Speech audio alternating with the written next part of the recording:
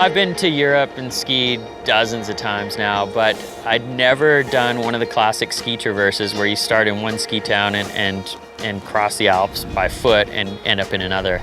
And so this year we decided to do the Urner traverse, which is known as the skiers traverse, and it goes between Andermatt, Switzerland and Engelberg.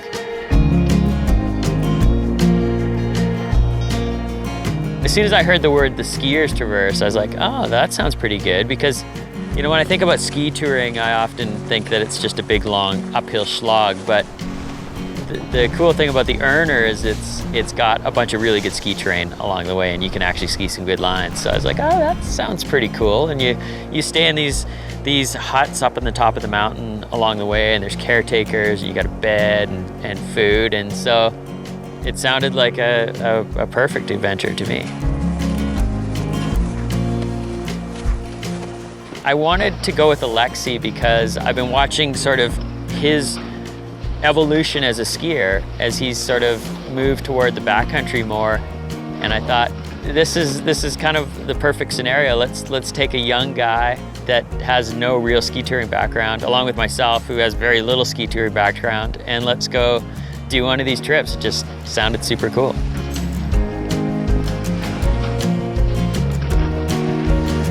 The one thing that you need when you're going to do one of these ski traverses is good weather. Unfortunately, Mother Nature isn't always kind to trips or ideas that we have. Of course, the one trip that we do where I don't want powder, it's just dumping when we arrive in Engelberg. The place is caked in powder snow, and we're all bummed out. It was like the most screwed up thing ever. When we met with our guide Christian for the first time, he basically said, well, all the caretakers have come out of the huts because we're in such a big stretch of bad weather. All the huts are closed, avalanche danger is too high, we're not going anywhere.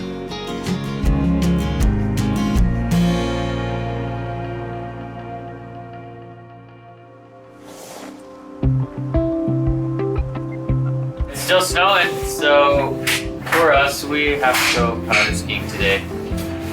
It's gonna be a tough time. Might get snow on our faces. A hard life, eh? First world problems. Yeah. The first time I met Alexis Godbout, he was 12 years old, and we were at Momentum Ski Camps, the summer camp in Whistler. And I just remember this cocky little French-Canadian kid that was just boosting off the jumps and the quarter pipe and going super big. He was good. I mean, there was no question that this kid had a bright future. Mike started his career as a mogul skier and then moved on to being a coach. And from there, moved on to freestyle.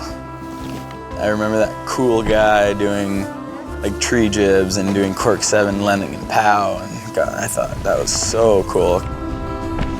As he was a bit older than everyone, he decided to look for softer snow and longer slopes, and people know him now as more of a big mountain skier.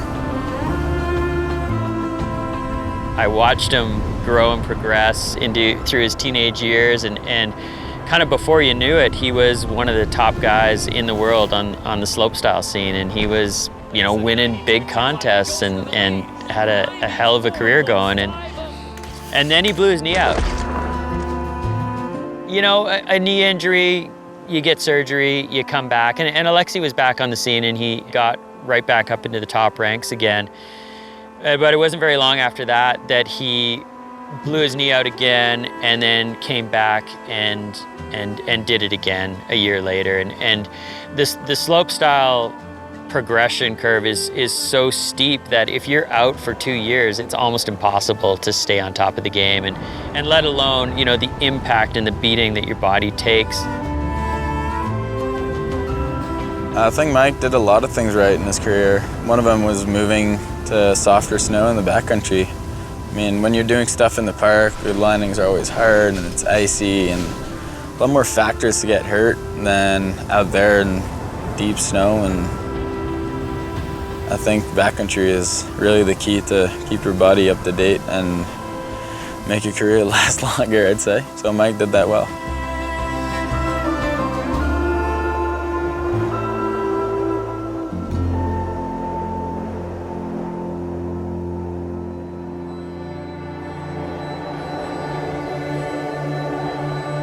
Eventually we got a small break in the weather. It was just a 3-day window, and we knew that there was no chance to complete the Urner Traverse, but we wanted to get out there and at least get a taste of it.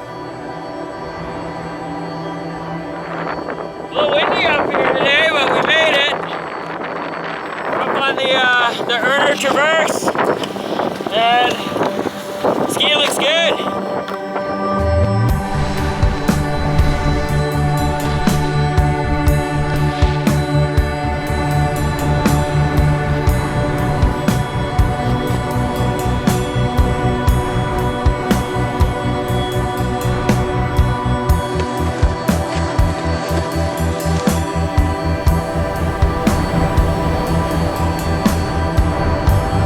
If I go back to where I was 12 and I first met Mike, I don't think I would imagine myself doing a ski touring trip with him in Switzerland at the age of 24. Picture myself still competing and doing stuff, but life evolves and plans change, and I'm happy to be where I am right now.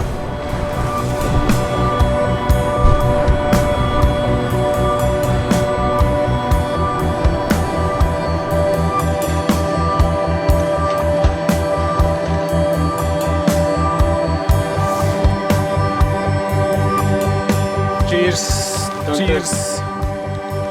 When you do these traverses, you're always moving, and you're trying to get like from one place to the other and trying to end up at the hut before it gets dark. It's definitely a different pace than we're used to, and yeah, I don't think you ski the same aggressive lines and the same style that you do when you're on your normal alpine gear, but you know, it's cool. My first trip ski touring, so it's pretty cool. I'm stoked. Very peaceful out here. Great mountains. It's awesome. I don't even think it was 12 hours, and I was already eating my words from the night before about what you could ski on ski touring gear. Alexis and I spotted a pretty aggressive zone, and at daybreak we headed straight there. Where did you go? And who did you call? Had your beliefs, but you know that your heart is with me. There's no other waiting.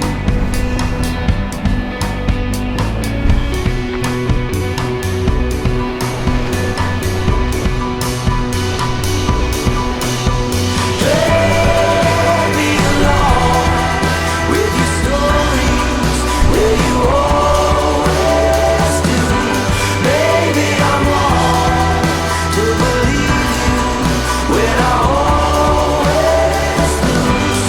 Tried for so long to trust you, but I always lose. Tried for so long to believe you, but I always knew.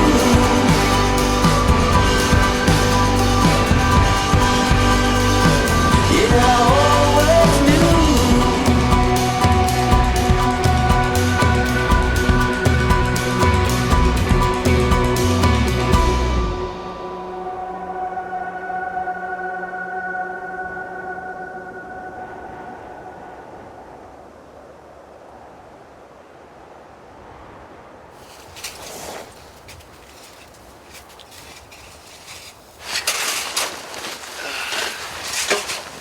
Yeah, that's definitely the first time I have to dig out a cabin. Out of work. Cool though. We'll get a fire going, get some food going. A little beer too. I'll feel good. Pretty good view. We're at almost 2,800 meters, I think, and kind of top of the world, right on the edge of a glacier. Pretty beautiful. Pretty beautiful for sure.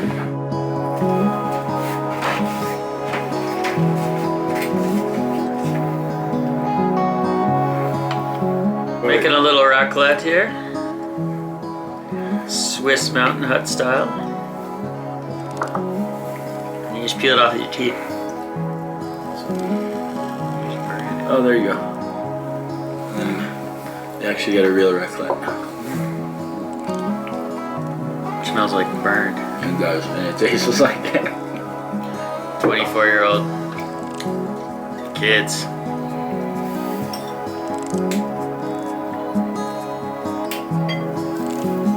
A bit tired right now, but it was really worth it. We got some pretty sick stuff done today, and it's probably below 0 outside this room, so I'm not that excited to go to bed right now. Getting a cool line done after your ski tour all the way up it, and then you go back up again and again, and get a good shot every time. I mean, that's super rewarding. It's awesome. That's good. It's cool walking around through the mountains and skiing. Hello. Slow. You move slow, but that's probably a good thing. I think we move too fast, too much. Tomorrow we're gonna go hike up a peak and be very out of breath when we get up there. It's gonna be awesome. I'm stoked. New challenge. It's cool.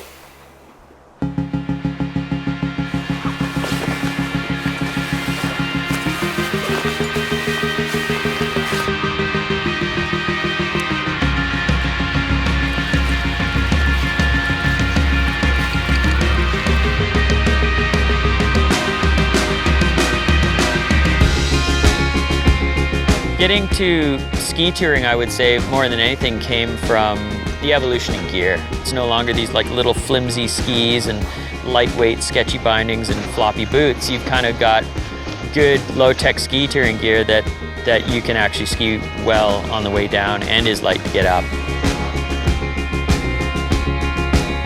We're up at about 3,300 meters right now on our way up the Stuschenhorn, and touring along through some crazy strategy that you can see behind me there. And look what I found. A butterfly at 3,300 meters. It's kind of weird, kind of cool. Who knows, maybe it's one of our fallen friends. He looks pretty tough. I think I'll call him Andres.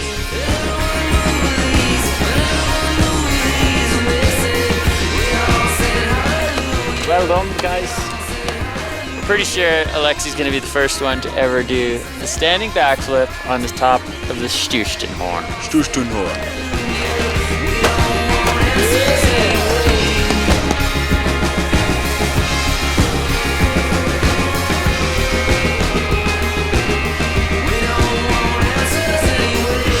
That was my first ski touring trip ever. I've ski toured till my legs didn't want to work anymore and I was exhausted, but I liked it a lot actually. I wouldn't say ski touring would be my destiny, But it's part of that huge mosaic that is skiing.